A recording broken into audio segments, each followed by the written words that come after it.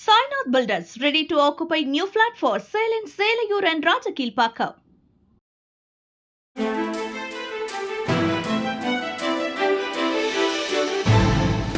தட்டை, சீடை, முறுக்கு, ரிப்பன் பக்கோடா, அதிரசம் என்ன வேணாலும் செய்யுங்க.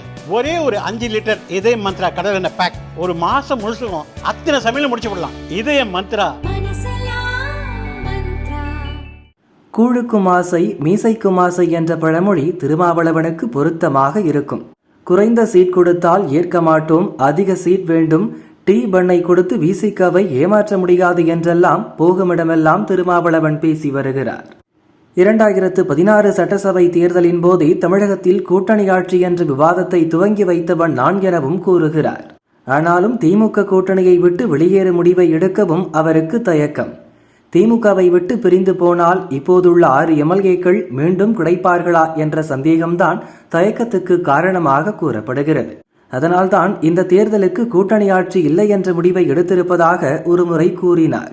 அதாவது திமுக கூட்டணியிலேயே ஒட்டி கொண்டிருப்பது என்பதுதான் அதற்கு அர்த்தம். இந்நிலையில் திமுகவும் அதிமுகவும் கூட்டணி கட்சிகளுக்கு ஆட்சியில் பங்கு கொடுக்க மறுப்பது பற்றி பத்திரிகையாளர்கள் கேட்டதற்கு 2இல் 1 பலவீனமானால் கூட்டணி ஆட்சி அமைவது சாத்தியமாகும் என பதில் கொடுத்தார். 2இல் 1 கட்சி பலவீனப்பட்டு வருகிறது, அது எந்த கட்சி என்பதையும் அவர் சொன்னார்.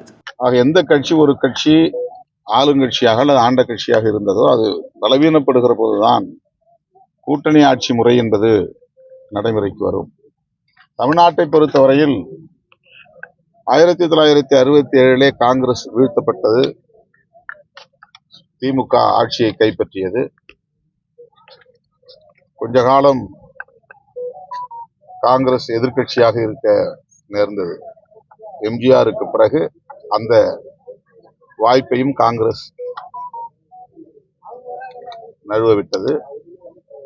பிறகு திமுக அதிமுக என்கிற 2 கட்சிகள் மட்டுமே எதிரும் புதிருமாக இரு துருவங்களாக நின்று அரசியல் செய்து வந்தனர்.